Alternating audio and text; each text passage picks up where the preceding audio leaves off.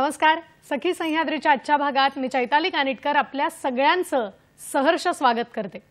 गुरुर् ब्रह्मा गुरुर्विष्णू गुरुर्देवो महेश्वरा गुरु साक्षात परब्रह्म तस्मै श्री गुरवे नमः.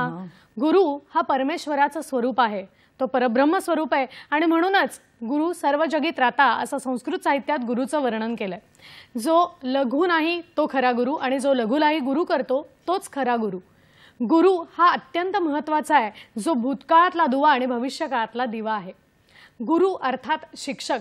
याच शिक्षकाच्या सन्मानार्थ आपल्या देशात 5 सप्टेंबर हा दिवस डॉक्टर सर्वपल्ली राधाकृष्णन यांचा जन्मदिवस शिक्षक दिन म्हणून साजरा केला जातो. आज हा दिवस जसं भारतात 5 सप्टेंबर हा शिक्षक दिन साजरा करण्याची प्रथा आहे, तसंच अनेक देशात शिक्षकांच्या सन्मानार्थ शिक्षक दिन हा साजरा केलाच जातो. शिक्षकाची अनन्यसाधारण भूमिका लक्षात घेऊन खरं तर या दिवसाची नियुक्ती करण्यात आली. शिक्षक अनेक व्यवसाय घडवत असतो, व्यवसायाभिमुख विद्यार्थी तयार करत असतो. तेव्हा याच अनुषंगानं आजच्या भागात आपण असाच एक महत्त्वाचा विषय बघणार आहोत. पाहूया आजचा विषय काय आहे तो. आज आपण बोलणार आहोत विशेष शिक्षकाचे महत्त्व आणि भूमिका या विषयावर. आणि आपल्याला मार्गदर्शन करण्यासाठी आज स्टुडिओमध्ये आपल्या बरोबर अशाच प्रकारे कार्यरत असणाऱ्या विशेष शिक्षिका आहेत. आज आपल्या बरोबर आहेत संवाद कर्णबधीर प्रबोधिनी अध्यक्षा अपर्णा आगाशे. नमस्कार. नमस्कार. कार्यक्रमात आपलं मनापासून स्वागत करते. जसं शिक्षक हा नॉर्मल विद्यार्थ्यांना सामान्य विद्यार्थ्यांना घडवत असतोच, तसंच काही शिक्षक हे विशेष विद्यार्थ्यांना घडवण्याचं सुद्धा काम करत असतात आणि त्यांचं ते काम तितकंच महत्त्वाचं आहे. तेव्हा आज आधी सर्वप्रथम सर्व शिक्षकांना आजच्या शिक्षक दिनाच्या मी मनपूर्वक शुभेच्छा देते आणि मग पुढच्या आपल्या कार्यक्रमाकडे वळते. जसं मी मगाशी म्हटलं, विशेष शिक्षकाचं आजचं कार्य आणि महत्त्वाची भूमिका आजच्या भागातून आपण समजून घेणार आहोत आणि आपल्याला मार्गदर्शन करण्यासाठी आज आपल्या बरोबर आहेत अपर्णा आगाशे. सर्वप्रथम त्यांची थोडक्यात मी ओळख करून देते. त्यांच्याबद्दल अधिक सांगायचं म्हणजे संवाद कर्णबधीर प्रबोधिनी डोंबिवली अध्यक्षा त्या आहेत. त्याचबरोबर आणखीन सांगायचं म्हणजे अपर्णाताईंचा हा जो या क्षेत्राशी संबंध आला तो त्यांच्या मुलाच्या जन्मापासून म्हणता येईल. आयुष्यात आलेल्या वादळाची भीती न बाळगता त्यांनी ही सर्व प्रकारच्या वटवृक्षात शाळेचं रूपांतर केलं. 1992 रोजी संवाद कर्णबधीर प्रबोधिनी या संस्थेची त्यांनी स्थापना केली. गेली 33 वर्ष अनेक विद्यार्थ्यांना त्यांच्या या शाळेत शिक्षण घेऊन स्वतःच्या पायावर उभं राहता येत आहे. अनेकांनी आपल्या या अपंगत्वावर मात करत अपर्णाताईंना खूप चांगल्या पद्धतीने सहकार्य करत या शाळेचं वटवृक्षात रूपांतर केलंय. उंच माझा झोका, समाज संजीवनी, स्त्री शक्ती सन्मान, व्यास क्रिएशन ज्येष्ठत्व पुरस्कार अशा असंख्य पुरस्कारांनी त्यांना सन्मानित करण्यात आलंय. आज आपल्याला विशेष शिक्षकाचं महत्त्व आणि भूमिका आपल्याला कार्यक्रमातून त्या सांगणार आहेत, मार्गदर्शन करणार आहेत. तेव्हा मी पुन्हा एकदा त्यांचं कार्यक्रमात स्वागत करते. विशेष शिक्षकाचं कार्य आणि भूमिका आजच्या भागातून आपण समजून घेणार आहोत आणि आपल्याला मार्गदर्शन करणार आहेत अपर्णा आगाशे. तेव्हा विषयाच्या अनुषंगाने आपले सुद्धा प्रश्न असावेत. आता वेळ न घालवता आपण लगेच कार्यक्रमाला सुरुवात करूया. अपर्णाताई, पुन्हा एकदा आपलं स्वागत करते. आणि सगळ्यात आधी मनात प्रश्न आहे की तुम्ही एक सर्वसामान्य आयुष्य जगत होतात, सखीचं जसं नेहमी गृहिणी जगत असते, आणि मग कुठेतरी असं काहीतरी घडलं की त्यावेळेला तुम्हाला शाळा सुरू करावीशी वाटली. तर ते नेमकं काय घडलं आणि ही एक कलाटणी आपल्या आयुष्याला मिळाली, काय सांगाल याविषयी? हां, माझा मुलगा अमेय हा कर्णबधीर आहे आणि त्याला आम्ही एका शाळेत घातला होता. परंतु तिथे अचानक काही तांत्रिक प्रॉब्लेम आले आणि आम्हाला सांगण्यात आलं की कर्णबधीर विभाग आम्ही बंद करणार आहोत. तर आता आमच्या पुढे प्रश्न उभा राहिला की आता या मुलांचं करायचं काय. एवढा कर्णबधीर विभाग ते बंद करणार, मग काहीतरी शिक्षणाची व्यवस्था तर मुलांची करायला पाहिजे ना. बरोबर. म्हणून मी आणि आमच्या घरच्यांनी मिळून निर्णय घेतला की आपण का सुरू करू नये, म्हणून ती शाळा आम्ही सुरू केली. मी तर एक साधी गृहिणी, काही अनुभव नव्हता. आधी सुरुवातीला म्हणजे जडच जाणार होतं मला ते. बरोबर. पण ते सगळं निभावलं गेलं.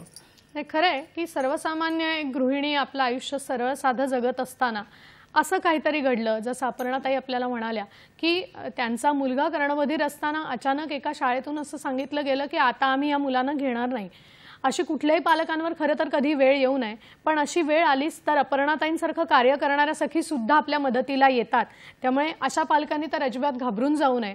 आपल्याकडे अशाही प्रकारचे शिक्षक आहेत जे विद्यार्थ्यांना घडवण्याचं काम करतात आणि त्यांचा तोच प्रवास आजच्या या कार्यक्रमातून आपण जाणून घेणार आहोत.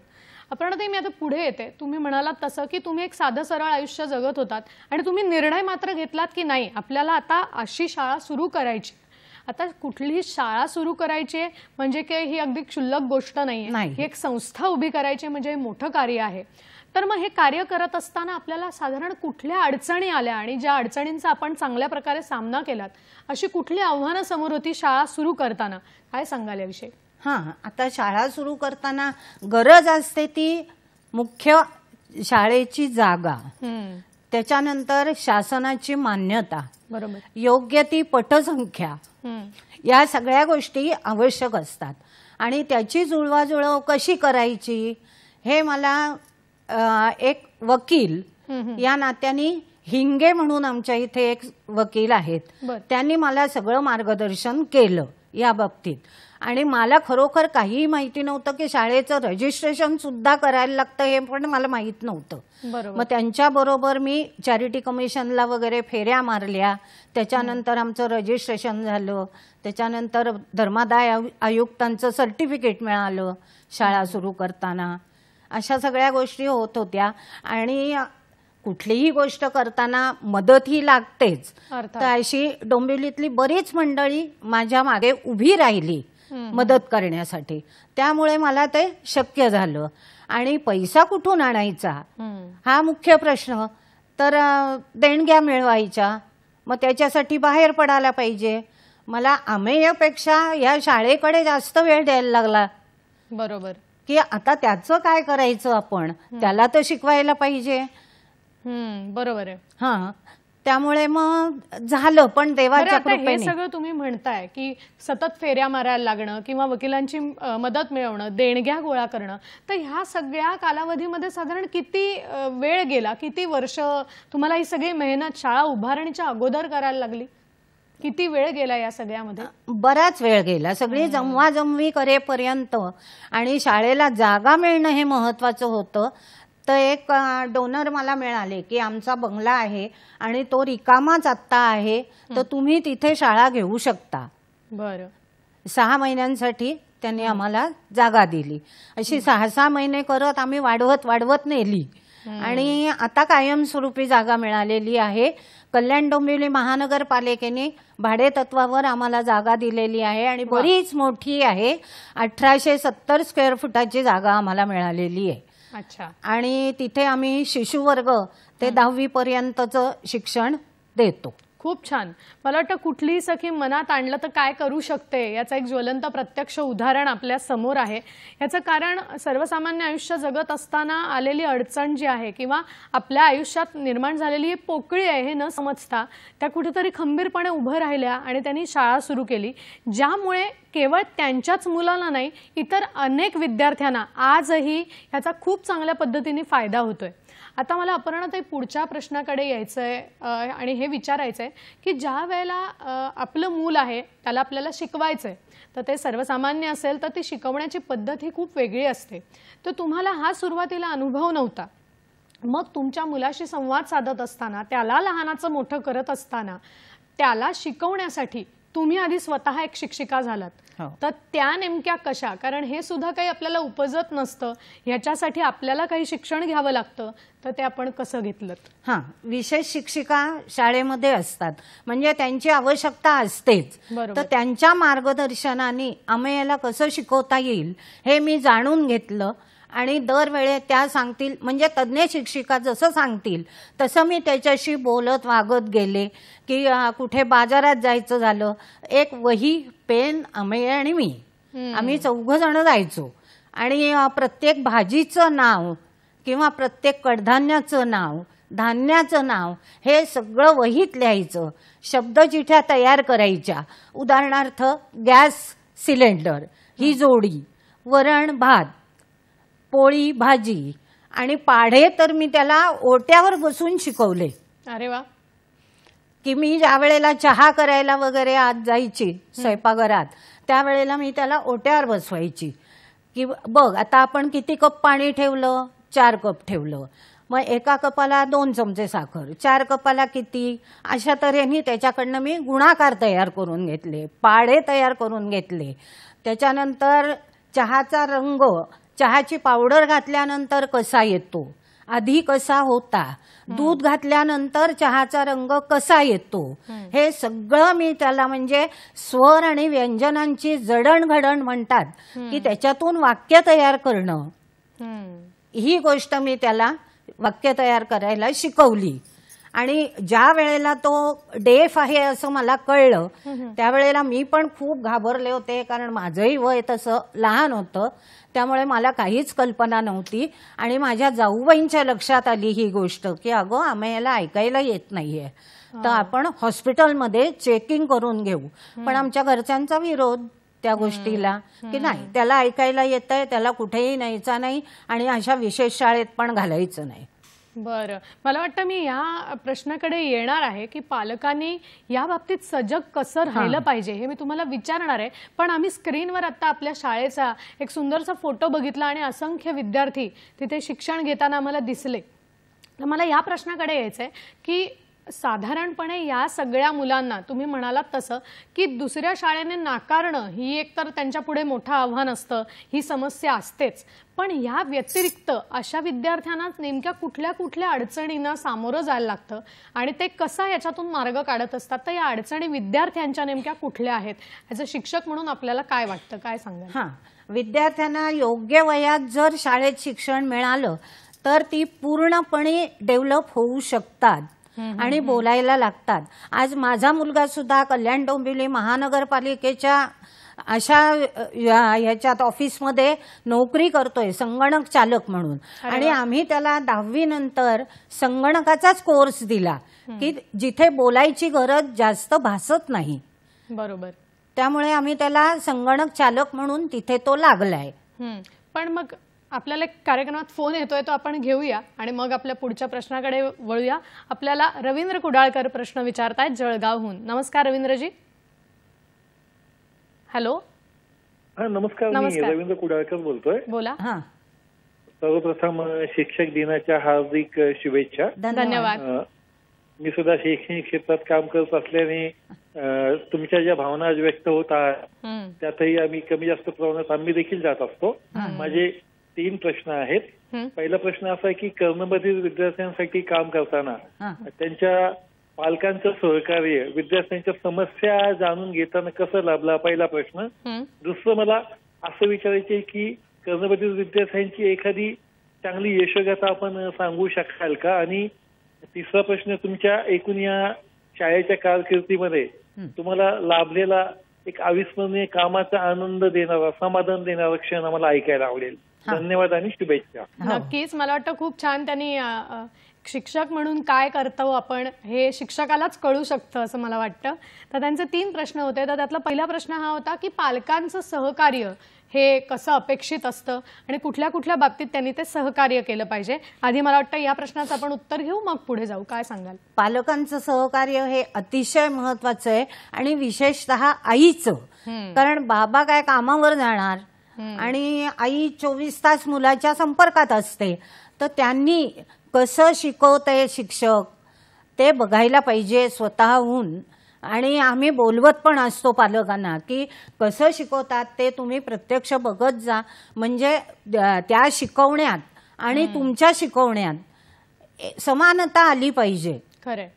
आणि मला वाटतं ते तुम्ही उदाहरण देऊन आम्हाला सांगितलं की पालकांनी कुठेतरी वेळ देणं आपल्या पाल्याला हे सुद्धा खूप गरजेचं आहे. फक्त आपण शाळेत घातलं म्हणजे आपलं कर्तव्य संपलं असं या पालकांच्या, विशेष पालकांच्या बाबतीत तर घडतच नाही. आणि उरलेले 2 प्रश्नांची पण मी त्यांच्याकडून उत्तरं जाणून घेणार आहे. मलाही तितकीच उत्सुकता आहे. पण इथे वेळ झाली एका छोट्याशा विश्रांतीची. आपण मात्र कुठेही जाऊ नका, आम्ही लगेचच परत येतोय. पाहत राहा आपल्या आवडीचा कार्यक्रम सखी सह्याद्री.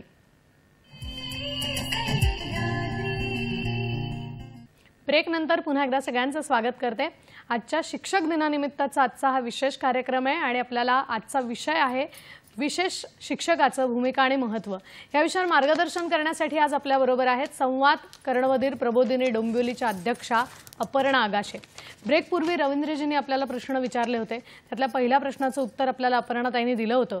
आता मी पुढच्या प्रश्नाकडे येणार आहे. अपर्णाताई, त्यांनी विचारलंय की आपल्याकडे असलेल्या विद्यार्थ्यांच्या बाबतीतली एखादी यशोगाथा आम्हाला ऐकायला आवडेल का? काय सांगाल याविषयी आपण? आता यांचं शिक्षण पूर्ण म्हणजे 10वी पर्यंत तर ही कंपल्सरी शिकतातच. बरोबर. त्याच्या पुढे यांच्यासाठी काही कॉलेज वगैरे नाहीये या मुलांसाठी. तर काहीतरी सरकारने करावं हे आवाहन मी करते नक्कीच शासनाला की या मुलांसाठी काहीतरी उपलब्ध करून द्या. आणि आमचा जो पैसा अडकला जातो नॉन सॅलरी ग्रँटमध्ये ते आम्हाला 3-3 वर्षात ग्रँट मिळत नाही. ती आम्हाला लवकर उपलब्ध करून देत जा, म्हणजे तो आम्हाला पैसा सगळीकडे वापरता येईल. बरं, आपले जे विद्यार्थी शिकून बाहेर पडलेले आहेत ते त्यांच्या पायावर उभे राहिलेले आहेत का? आहेत. आणि याविषयी काय हो, सांगाल? काही मुलं बँकेत लागली आहेत, काही मुलं महापालिकेत लागली, काही मुलं रेल्वेत लागली, अरे वा, काही मुलं मॉलमध्ये लागली आहेत. अशा तऱ्हेने सगळ्यांना नोकऱ्या मिळालेल्या आहेत.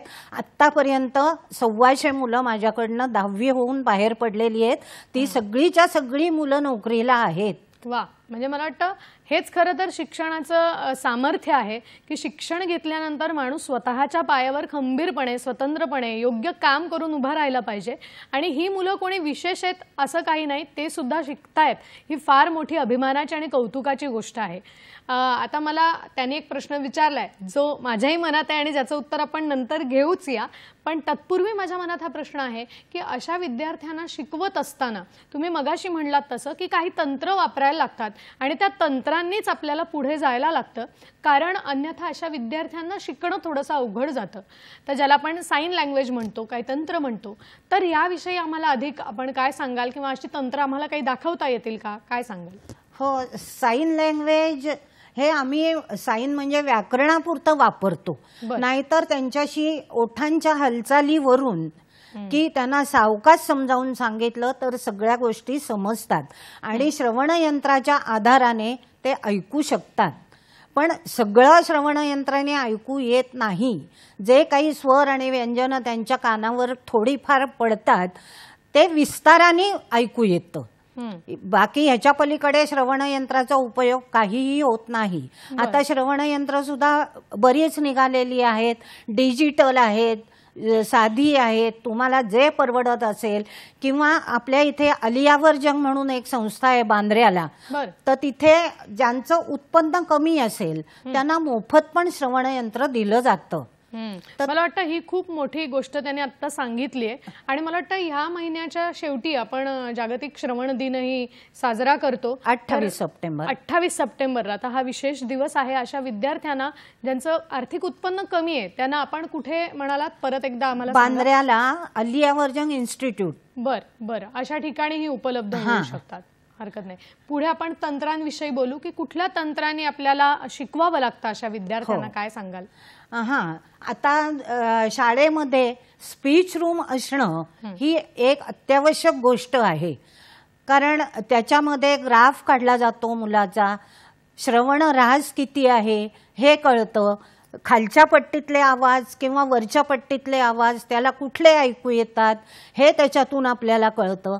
त्यानुसार त्यांना शिक्षण दिलं जातं आणि ते सुद्धा विशेष शिक्षकाच्या आधारानेच. बरोबर.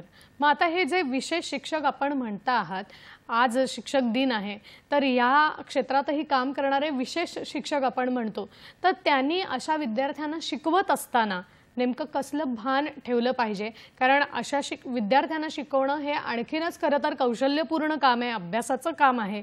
आणि मग तिथे आपण कुठल्या पद्धतीच्या गोष्टी सांभाळल्या पाहिजेत, काय भान ठेवायला पाहिजे? त्यांच्या अंगी संयम, जिद्द आणि चिकाटी हे गुण असायलाच पाहिजेत.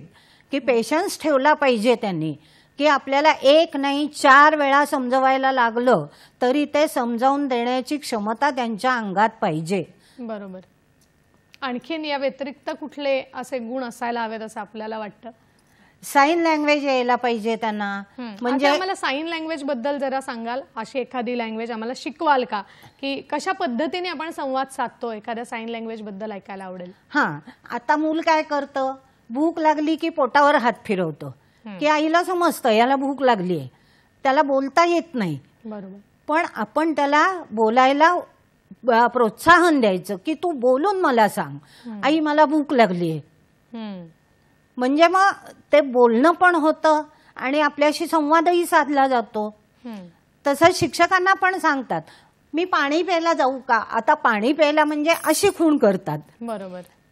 तसं न करता पाणी प्यायला जाऊ का हे बोलायला शिक्षकांनी सांगायला पाहिजे, की हे तू मला बोलून विचार, मी पाणी प्यायला जाऊ का.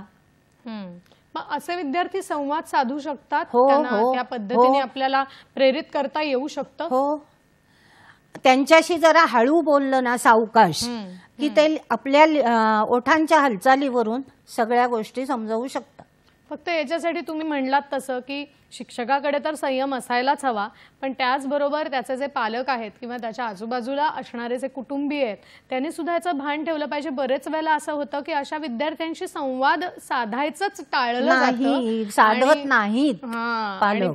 आणि हेच ते आपल्याला सांगायचा प्रयत्न करताय की असं न करता शिक्षक म्हणून तर निश्चितच संवाद साधला पाहिजे, पण पालक म्हणून किंवा आपण आजूबाजूचे त्याच्या म्हणून, जवळचे म्हणून आपणही जास्तीत जास्त ओठांच्या हालचालींवरून का होईना संवाद साधायचा प्रयत्न केला तर असे विद्यार्थी सुद्धा मुख्य प्रवाहात येण्यासाठी वेळ नाही लागणार.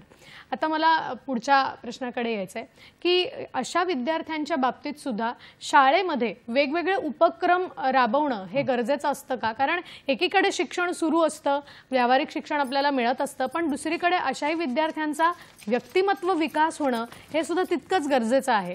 तर मग शिक्षक म्हणून आपल्याही शाळेत असे कुठले कुठले उपक्रम केले जातात आणि शिक्षकाने कुठले उपक्रम राबवावेत असं आपल्याला वैयक्तिक स्तरावर वाटतं? काय सांगाल याविषयी? बालनाट्य बसवून घेणं किंवा नृत्य किंवा चित्रकला, मातीकाम आणि स्पर्धांमध्ये भाग घेणं हे गरजेचं आहे. मला वाटतं एक फोटो आम्हाला दिसतोय, आम्हाला स्क्रीनवर बघायला मिळतोय की मुलं दहीहंडी सुद्धा शाळेमध्ये खेळतायत. हे आपल्या शाळेतले उपक्रम असावेत. या विषयी पण आम्हाला ऐकायला आवडेल. काय सांगाल? दहीहंडीने प्रत्येक सण आमच्या शाळेत साजरा केला जातो. रक्षाबंधन, त्याच्यानंतर दहीहंडी, त्याच्यानंतर आषाढी वारी, अरे वा, हे काढलं जातं. दिंडी काढली जाते आषाढी एकादशीला. हे उपक्रम आम्ही सातत्याने राबवून घेत असतो, कारण लहान लहान मुलं, त्यांना कळायला पाहिजे. नवीन मुलं दरवर्षी येत असतात. बरोबर. त्यामुळे त्यांनाही कळायला पाहिजे की आपल्या शाळेत काय काय होतं. नक्कीच. मला वाटतं या उपक्रमांविषयी आपण बोलूया. फक्त एक फोन येतोय, तो आधी आपण घेऊया. आपल्याला विनया परब प्रश्न विचारतात विरारहून. नमस्कार विनयाजी. नमस्कार. मला विचारायचं की विशेष शिक्षक होण्यासाठी कोणती पदवी असणे गरजेचं आहे? बर बर. मला वाटतं आपण हे आपल्याला माहितीये की आपल्याकडे BA किंवा B.Ed केल्यानंतर आपल्याला शिक्षक होता येतं, पण त्यांचा प्रश्न आहे की विशेष शिक्षक म्हणून एखाद्या सखीला जर करिअर करायचं असेल तर तिने नेमकं कुठली शैक्षणिक अर्हता तिच्याकडे असायला, पात्रता लागते, आणि मग कशा पद्धतीने तिने पुढे जावं? एक तर तुमच्याकडे ग्रॅज्युएशन असायला पाहिजे, आणि दुसरी गोष्ट D.Ed किंवा B.Ed ह्याच्यात तुम्ही ऍडमिशन घेतली पाहिजे. आणि ते प्रशिक्षण B.Edचं जे आहे ते चेंबूरला आहे, पुण्याला आहे, बांद्र्याला आहे. पण बांद्र्याला खूप कमी सीट असतात. महाराष्ट्रातून एखाद्या सीटला ऍडमिशन मिळते. बर बर. तर ते बहुतेक जण चेंबूरच्या ह्याच्यातच जातात प्रशिक्षण केंद्रात. तर तिथे पण नोव्हेंबरला वगैरे ऍडमिशन घेतली तर तुम्ही जूनपासून जाऊ शकता. बर. म्हणजे मला वाटतं, आणि मला या सखीचा प्रश्न आवडला, कारण असंही एखाद्या शिक्षकाला वाटू शकतं की आपण सामान्य शिक्षक न होता विशेष शिक्षक व्हावं, कारण आज खरंच अशाही शिक्षकांची गरज आहे. असं काम करणाऱ्या प्रत्येक शिक्षकाला या निमित्ताने मला सलाम करावासा वाटतो. आणि आता मला पुढच्या प्रश्नाकडे यावंसं वाटतं की आपण उपक्रमांविषयी बोलत होतो. पण मॅडम त्यांच्याकडे पेशन्स असायला लागतो, तरच त्यांनी ऍडमिशन घ्यावी. खरंय, मला वाटतं ही सखी आव्हान करते की संयम नसेल तर त्या व्यक्तीने अशा क्षेत्राकडे वळू नये, कारण हे अगदी खरं आहे की ज्यावेळेला आपण वर्गात उभं राहून विद्यार्थ्याला शिकवतो त्यावेळेला खरं तर आपल्या संयमाची परीक्षा जास्ती होत असते आणि मग आपण विद्यार्थ्याला घडवण्याचं काम करत असतो. तर स्वतः कुठेतरी अध्ययन करणं, संयम बाळगणं हे तितकंच गरजेचं आहे. आता मला उपक्रमांकडे यायचं आहे आणि त्याविषयी विचारायचं की आपण आपल्या शाळेत चालणारे सगळे उपक्रम आम्हाला सांगतच होतात आणि ते का होतात तेही सांगत होतात की दरवर्षी नवीन विद्यार्थी येत असतात. तर असे आणखीन कुठले कुठले उपक्रम होतात आणि त्या उपक्रमांना विद्यार्थ्यांचा साधारण उत्साह आणि सहभाग कसा असतो, त्यावेळेला पालकांची कशी काय यावरती प्रतिक्रिया असते, काय सांगाल याविषयी? हां, आमच्या शाळेत आता दिवाळी पण आम्ही साजरी करतो. खाऊ वगैरे म्हणजे देणगी देणारे लोक भेटतात आपल्याला की आम्ही फराळाचं काहीतरी देऊ मुलांना आणि आमचे ठरलेले पण असतात काही. तर अशा याच्यात किंवा तिळगुळ समारंभ, आता तिळगुळ म्हणजे काय, हलवा म्हणजे काय, हे सगळं त्यांना दाखवावं लागतं. बरोबर. हां, प्रत्यक्ष. त्यामुळे आम्ही हे सगळे सण उत्सव की प्रत्येक सणाला आपल्याकडे काय करतात, त्याचं महत्व काय, हे सगळे शिक्षक मुलांना समजावून सांगतात. बरोबर. आणि मग त्यावेळेला विद्यार्थ्यांचं याच्यावरती कशी काय, म्हणजे त्यांचा सहभाग कसा असतो, उत्साह कसा असतो? खूप आनंदात असतात मुलं आमची. आणि पाहुणे वगैरे बोलावले की त्यांना अतिशय आनंद होतो की कोणीतरी आपल्या शाळेत आलंय आणि ते लोक कुठेही भेटले तरी त्यांना ते हाक मारल्याशिवाय पुढे जाणार नाहीत. वा, मला वाटतं ही फार महत्त्वाची गोष्ट आहे की आपण नुसत्या शाळेत कधीतरी जातच असतो, पण अशाही शाळेला कधीतरी भेट द्यायचं एखाद्या शाळेने ठरवलं तर अशा विद्यार्थ्यांना सुद्धा खूप आनंद होतो आणि त्यांचा त्या बाबतीतला उत्साह द्विगुणित होऊ शकतो. तर एक समाज ऋण फेडण्याच्या नात्यानं आपण असा कधीतरी उपक्रम राबवला तर त्याचा नक्कीच फायदा होईल. आपल्याला कार्यक्रमात अजून एक फोन येतोय. दादासाहेब उबाळे आपल्याला प्रश्न विचारतायत जामखेडून, तर त्यांचा आपण प्रश्न घेऊया. नमस्कार. नमस्कार. माझा प्रश्न असा आहे की सध्याच्या युगामध्ये शिक्षकांनी मुलांना शिक्षा केली तर कदाचित पालक त्यांचा उद्रेक करत असतात आणि यामुळे शिक्षकांनी विद्यार्थ्यांना कसं शिक्षण द्यावे हा मोठा प्रश्न त्यांच्या समोर उभा राहतो. म्हणून मला असं विचारायचं आहे की सध्याच्या युगामध्ये शिक्षकांनी कर्णबधीर विद्यार्थ्यांना तसेच सर्व विद्यार्थ्यांना कशा प्रकारे शिक्षण दिलं पाहिजे याबद्दल सांगा.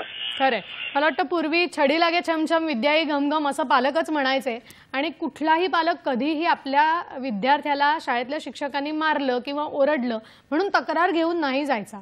पण आज खरंच ही परिस्थिती शिक्षक म्हणून खरंच अनुभवायला येते. आम्ही ती अनुभवतोय की बरेच वेळेला आपण विद्यार्थ्याला जरासं ओरडलं किंवा चुकून एखादा फटका त्याला आपल्याकडून मारला गेला तर बरेचसे पालक संतापतात आणि ते आपल्यालाच असंख्य प्रश्न विचारतात. तर कदाचित मला वाटतं अपर्णाताई आपल्या विद्यार्थ्यांच्या बाबतीत सुद्धा कधीतरी असं होत असेल की एखादं मूल ऐकतच नाही, आपण त्याला खूप समजावायचा प्रयत्न करतो आणि मग शिक्षकाच्या पुढे खरं तर मोठं आव्हान असतं की बापरे, मी आता या विद्यार्थ्याला नेमकं हँडल करू कसं. आणि मग त्यावेळेला पालकांच्याकडूनही आपल्या काही अपेक्षा असतात. तर त्यांचा हाच प्रश्न आहे की अशा वेळेला शिक्षकांना नेमकं कसं वागलं पाहिजे आणि पालकांनी सुद्धा कसं वागलं पाहिजे, काय सांगाल याविषयी? हां, शिक्षकांनी एक तर मुलांवर कधीही चिडू नये किंवा त्यांना मारू पण नाही. मारलं की मुलं चिडतात आणि मग वाटेल तशी वागायला लागतात.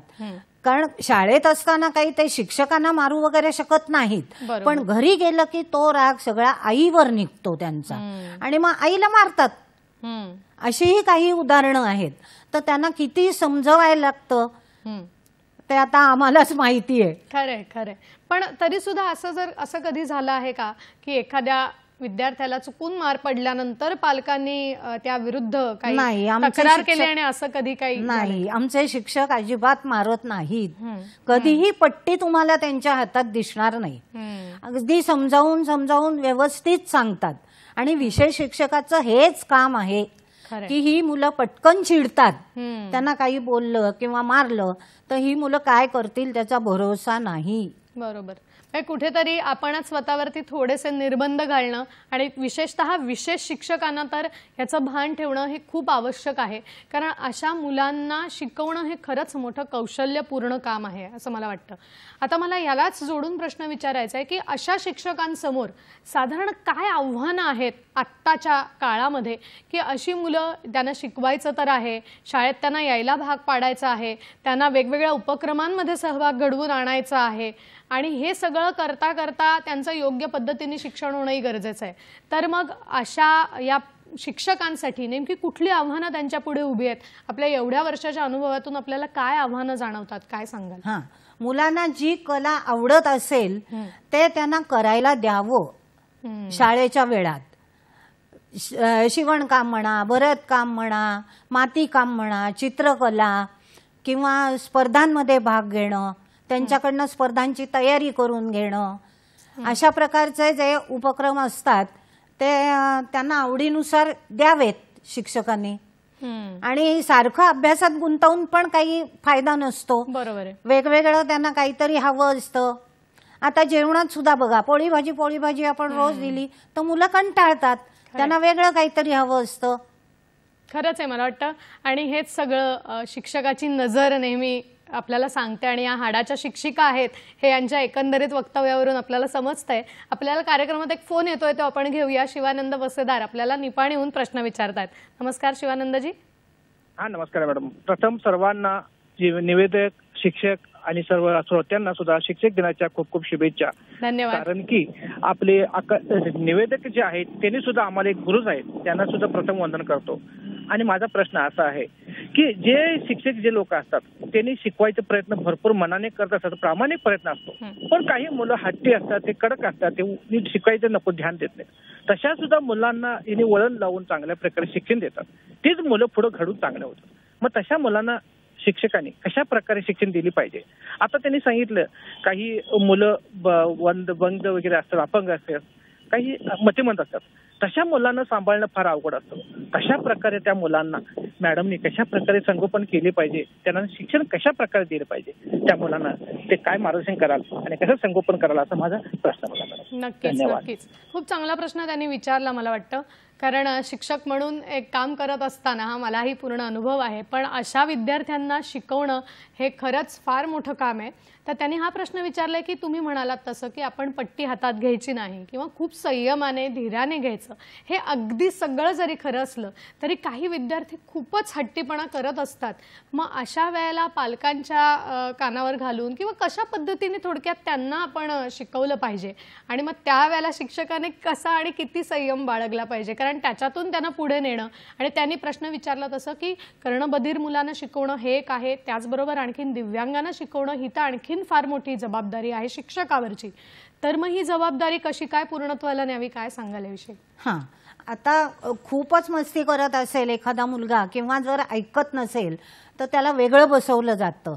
म्हणजे त्याचं त्यालाच कळतं की आपल्याला सगळ्यांपासून बाजूला का टाकलंय हे त्याला कळलं पाहिजे. बरोबर. की आपण ऐकत नाही म्हणून आपल्याला हे वेगळं बसवतात आणि शिक्षकांनी त्याच्याशी बोलायचं नाही अजिबात.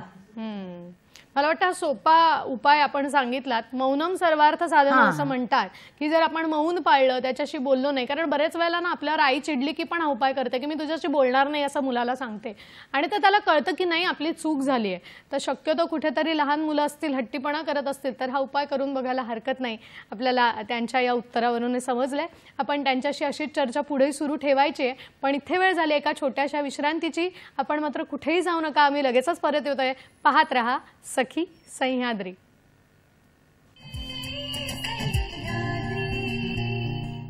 ब्रेक नंतर पुन्हा एकदा सगळ्यांचं स्वागत करते. आजचा विशेष दिन शिक्षक दिन आणि या निमित्तानं आपण विषय हाताळतोय विशेष शिक्षकाचं महत्त्व आणि भूमिका. या विषयावर मार्गदर्शन करण्यासाठी आज आपल्याबरोबर आहे डोंबिवलीच्या संवाद कर्णबधीर प्रबोधिनी संस्थेच्या अध्यक्षा अपर्णा आगाशे. ब्रेकपूर्वी आपल्याला असंख्य प्रेक्षकांनी प्रश्न विचारले होते की विशेष शिक्षकाचं जबाबदारी काय, विद्यार्थ्यांना आपल्याला सावरताना कशा पद्धतीने सावरून घ्यायचंय, पुढे कसं न्यायचंय. आता मी पुढच्या प्रश्नाकडे येणार आहे. ज्या प्रश्नाने आपण कार्यक्रमाची सुरुवात केली होती की अपर्णाताई एक सर्वसामान्य आयुष्य जगत होत्या आणि या सखीच्या बाबतीत अशी एक घटना घडली. त्या म्हणाला तसं की त्यांचाच मुलगा हा कर्णबधीर होता हे त्यांना समजलं आणि मग त्यांनी या शाळेचा, संस्थेचा मोठ्या प्रमाणावरती कशा पद्धतीने पायाभरणी केली आपण त्यांच्याकडून ऐकलं. आता मला याच प्रश्नाला थोडंसं पुढे नेऊन विचारायचं आहे की अपर्णाताई, संवाद कर्णबधीर प्रबोधिनी ही जन्माला येण्यामागचं कारणच हे होतं तर मुलांमधलं कर्णबधिरत्व हे नेमकं कसं ओळखलं गेलं पाहिजे? कारण तुम्ही म्हणालात तसं की याला थोडासा उशीर झाला तर त्या विद्यार्थ्याचं नुकसान होऊ शकतं, त्याचं वय तसं तसं पुढे जाऊ शकतं आणि त्याला योग्य असं शिक्षण मिळायला उशीर होऊ शकतो. तर हे कर्णबधिरत्व नेमकं कसं ओळखावं, पालकांनी जागरूक कसं राहावं, काय सांगाल याविषयी? हां, बाळ जन्माला आलं की त्याची ताबडतोब चाचणी करून घ्यावी की याला ऐकायला येतं की नाही. म्हणजे वाटी चमचा वाजवणं किंवा दारावरची बेल वाजवणं किंवा नळ चालू करून बालदीत पाण्याचा आवाज कसा येतो हे त्याला दाखवणं किंवा कुकरची शिट्टी ऐकवणं की शिट्टी ऐकल्यावर मूल दचकतं किंवा रडतं ते आपल्याला कळतं. म्हणजे त्याच्यावरून आपल्याला निदान करता येतं की याला ऐकायला किती येतंय, कमी येतंय का, आणि कमी येत असेल किंवा येत नसेल तर ताबडतोब तज्ज्ञ डॉक्टरांचा सल्ला त्यांनी घ्यावा. आता तुम्ही म्हणालात की तुम्हाला त्यावेळेला विरोध झाला घरातून, तर अशा काही सखींच्या बाबतीत असं होऊ शकत असेल तर त्यांना या निमित्ताने तुम्ही काय मार्गदर्शन कराल की आपल्या मुलाचं तर नुकसान होऊ द्यायचं नाहीये, मुला मुलीचं, आणि त्यावेळेला मग ती सखी कुठेतरी थोडीशी बावरते कारण आधीच हा धक्का असतो आणि त्यात पुन्हा घरातून जर आपल्याला तितका सपोर्ट नाही मिळाला आणि विरोध केला गेला तर मग त्या सखीची खरंच मनोवस्था थोडीशी विचित्र होऊ शकते. मग तुम्ही हे सगळं अनुभवलंय तर मग तुम्ही या बाबतीत काय सांगाल की पालकांनी नेमकं कशा पद्धतीने हे स्वीकारलं पाहिजे आणि पुढे गेलं पाहिजे? मुख्यतः आई मुलाचं सगळं करत असते. म्हणजे तिने मानलेलं असतं की आपला मुलगा कर्णबधिर आहे, पण वडील विशेषतः मानायला तयार नसतात की हा तुझा मुलगा आहे, तूच सांभाळ. हे म्हणण्याला काही अर्थ नाहीये. खरं की वडिलांनी पण तेवढंच लक्ष दिलं पाहिजे, तो काय बोलतोय, तो काय करतोय हे नीट समजावून घेतलं पाहिजे. आणि जशी आईची जबाबदारी आहे तशी वडिलांचीही आहेच ना, त्यांचाही तो मुलगाच आहे. मग त्यांनी आवश्यक तिथे त्याला न्यावं, बँकांचे व्यवहार दाखवावेत, पोस्टाचे व्यवहार दाखवावेत. आता हे मूल मोठं झाल्यानंतरचा प्रश्न आहे, पण ते मानायला तयारी मनाची आपल्या करायला पाहिजे की माझं मूल हे कर्णबधिर आहे आणि त्याला आपल्याला पुढे न्यायचंय. आता त्या वेळेला सखीने कुठेतरी डगमगून न जाता या पद्धतीने जी परिस्थिती आहे त्याला सामोरं जाणं हे गरजेचं आहे. कारण प्रत्येक जण अपर्णाताईंसारखी संस्था सुरू करू शकणार नाहीत, पण एक सखी म्हणून नक्कीच सखी ही सहनशील असते आणि ती वेगवेगळ्या गोष्टी एकाच वेळेला सांभाळूही शकते. त्यामुळे सखीने कुठेतरी या बाबतीत जागरूक राहणं गरजेचं आहे. कारण आजचं जग असं आहे की धावपळीच्या युगात मूल जन्माला घातल्यानंतर साधारण 2-1 महिन्यांमध्ये सखीला पुन्हा आपल्या कामावर रुजू व्हावं लागतं. तर त्यावेळेला आपल्या मुलाकडे या पद्धतीने लक्ष दिलं तर कदाचित हे गोष्ट आपल्याला लवकर लक्षात येऊ शकते आणि लक्षात आल्यानंतर त्याचा स्वीकार करणं, अपर्णाताई म्हणाल्या तसा, हे खूप आवश्यक आहे. आता मला पुढे यायचं आहे अपर्णाताई की संवाद कर्णबधिर प्रबोधिनी आज 33 वर्ष या संस्थेला झाली आणि सुरुवातीला ही संस्था लहान होती, कमी मुलं येत होती, लांबून लांबून शिक्षणाला येत होती आणि तुम्ही योग्य पद्धतीने संयम ठेवून अनेक वर्ष ही संस्था सुरू ठेवलीत. आज आता ही संस्था बऱ्यापैकी नावारूपाला आलेली आहे आणि या संस्थेची एकंदर आपल्या मनात काहीतरी एक असेल की मला असं जाऊन पुढे काहीतरी करायचं आहे, हे सुद्धा माझं एक ध्येय आहे आणि याची काही वैशिष्ट्ये असतील तर ती आम्हाला आपल्याकडून ऐकायला आवडतील. काय सांगाल? आता आम्ही कसारा साईडची आमच्याकडे मुलं येतात आणि ती रोज जाऊ येऊ शकत नाहीत कारण त्यांची खेडेगावात, कसाऱ्यापासून सुद्धा खेडेगावात घरं असतात आणि घरं पण अगदी म्हणजे अशी सिमेंटची वगैरे बांधलेली नाहीत, तर ते घरात सुद्धा रमू शकत नाहीत. मग आम्ही ह्या वर्षी असं ठरवलं की आपण एक 10 मुलांचं 12 मुलांचं निवासाची व्यवस्था करायची आणि त्याप्रमाणे मी केलेली आहे. आम्ही हे संस्थेतर्फेच उपक्रम राबवतोय हा. अरे वा. म्हणजे थोडक्यात निवासी उपक्रम आणि आता माझ्याकडे 7 विद्यार्थी तसे आहेत की बाहेरचे, आणि आम्ही त्यांना काही दर शनिवार रविवार घरी पाठवत नाही, फक्त मोठ्या सुट्ट्यांना घरी जायला सांगतो आणि मुलं पण आनंदाने राहतात. अगदी त्यांना विविध प्रकारचे खेळ आणून दिलेत. त्याच्यानंतर ही किती वयोगटातली मुलं आहेत आपल्याकडे? 7 वर्षापासून 15 वर्षापर्यंत. आणि मग यांना सांभाळणं हे तर आणखीन मोठं जबाबदारीचं काम आहे, कारण पालक हे आपल्यावर विश्वास ठेवून विद्यार्थ्यांना आपल्याकडे पाठवतात आणि इतक्या लांबून खरंच येणं जाणं हे रोज आत्ताच्या तर या लोकलच्या प्रवासात अशक्य आहे. आणि आपण हाही विचार केलाय, मला वाटतं शिक्षक हा सर्वांगाने विद्यार्थ्याचा विचार करतो. याचं आणखीन एक ज्वलंत उदाहरण अपर्णाताईंची शाळा आहे की जिथून लांबून येणारी मुलं तिथे राहून शिकतात. तर मला हे विचारायचं की या मुलांना राहायचं म्हणजे खाणंपिण्याची व्यवस्था आली, त्यांना सांभाळणं आलं, तर हे सगळं आपले शिक्षक कशा पद्धतीने करतायत, काय सांगाल? नाही, आम्ही देणगीदार गाठतो. संस्थेतर्फे आम्ही जरी चालवत असलो तरी देणगीदार आपल्याला मिळतात. की मी चहा नाश्त्याची व्यवस्था मी करतो, मुलांची जेवणाची व्यवस्था मी करतो आणि आम्ही माध्यान्ह भोजन हे रोज देतोच शाळेत. कारण प्रत्येक पालक डबा देत नाही मुलांना, की ही मुलं खूप उपेक्षिली जातात. खरं. आणि मला वाटतं ज्याचं पोट नाही भरू शकत तो विद्यार्थी पुढे शिकू नाही शकणार, अभ्यासात त्याचं लक्षच लागत नाही. खरंय, पोट भरल्याशिवाय ते करणारच नाही. खरंय. मला वाटतं असे देणगीदार आपण म्हणतात तसं की समाजात असेही लोक आहेत जे सगळ्यांचा विचार करून आपल्यासारख्या खरंच जे पुढे येणारे आहेत आणि काम मनापासून करणार आहेत त्यांना मदतीचा हात नक्कीच मिळतो, हे आपल्याला यांच्या उदाहरणावरून समजतंय.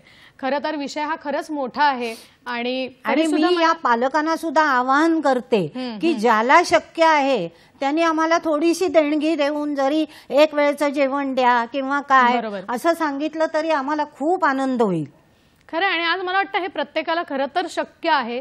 आपण आताच गणपती उत्सव तोंडावर आहेत, गणेश उत्सव तोंडावर आहेत, आपण अनेक वेळेला अनेक खर्च अगदी सहज हस्ते करत असतो, पण समाज ऋण फेडायच्या नात्यानं कुठेतरी हा विचार केला आणि अशा संस्थांना खरंच जर सहकार्य झालं तर नक्कीच अशा विद्यार्थ्यांमुळे पुढची पिढी घडणार आहे, हे आपल्याला सगळ्यांना लक्षात ठेवलं पाहिजे. कारण मुलं ही राष्ट्राची संपत्ती आहे आणि त्यांना घडवणारा हा शिक्षक असतो. अगदी हा विषय खरंच मोठा आहे अपर्णाताई आणि आपण खूप चांगलं बोलता आहात. मला अगदी जाता जाता आपल्याला प्रश्न हा विचारायचा आहे की सगळ्या सखींना एक आई म्हणून, कर्णबधीर मुलाची आई म्हणून आपण काय सांगाल, आणि एक शिक्षक म्हणून या शाळेचे अध्यक्षा या नात्यानं सखीला असं उमेदीचं काम करायचं असेल, प्रेरणेचं काम करायचं असेल तर काय संदेश द्याल अगदी थोडक्यात? ज्याला खरोखरी इच्छा आहे काम करण्याची, आम्हाला सुद्धा मदतीची गरज आहे, तुम्ही या, मला भेटा. आणि पालकांना एवढंच सांगायचंय की जर मूल कर्णबधीर असेल तर त्याला विलंब न करता श्रवणयंत्र लवकरात लवकर कसं मिळेल हे बघा, तज्ञ डॉक्टरांचा सल्ला घ्या आणि मदत करण्यासाठी तुम्हाला केव्हाही दारं खुली आहेत आमची. खरं. आणि सखीला एक आई म्हणून जर सांगायचं असेल तर काय सांगाल? कारण आपण आपल्या मुलाला घडवलं, तो चांगल्या पद्धतीने कामाला लागला असं आपण म्हणालात, तर अशा आईला खचून न जाता कसं उभं राहायचं धीराने, थोडक्यात काय सांगाल? त्याच्यावर अन्याय अजिबात करू नका मुलावर. खरं. व्यवस्थित त्याचं काय म्हणणं आहे ते समजावून घेत जा तुम्ही. नक्कीच. मला वाटतं. आणि शिक्षक ह्याचा अर्थ काय की शिस्तप्रिय, बरोबर, क्षमाशील आणि कलागुणांनी युक्त, अशा 3 गुणांनी जो युक्त असेल तोच शिक्षक होऊ शकतो. क्या बात आहे. खूप छान पद्धतीने त्यांनी शिक्षक या शब्दाची फोड करून दाखवली, प्रत्येक अक्षराची फोड करून दाखवली. खरंच समस्त शिक्षक वर्गाला मनापासून अभिवादन करते, वंदन करते, शिक्षक दिनाच्या शुभेच्छा देते. आजचा हा विषय कसा वाटला हे आम्हाला जरूर कळवा. वेगवेगळी माध्यमं आपल्यासाठी नेहमीच खुली असतात, आपले प्रश्नही येत असतात, त्याच्यावरून आम्हाला हे समजतंच. आपण भेटणार आहोत सखी सह्याद्रीच्या पुढच्या भागात. पण मॅडम, आपण वेळात वेळ काढून इथे आलात आणि खूप चांगल्या पद्धतीने आमच्याशी संवाद साधलात. विशेष शिक्षकांना नेमकं कसलं भान ठेवलं पाहिजे, त्याचं महत्त्व काय, त्याची भूमिका काय, हे अपर्णाताईंनी खूप चांगल्या पद्धतीने आपल्याला समजावून सांगितलं. त्याबद्दल संपूर्ण सखी सह्याद्रीच्या टीमच्या वतीने अपर्णाताई, मी आपले मनापासून आभार मानते. आणि पुन्हा आपण भेटणार आहोत सखी सह्याद्रीच्या पुढच्या भागात एका वेगळ्या विषयासह.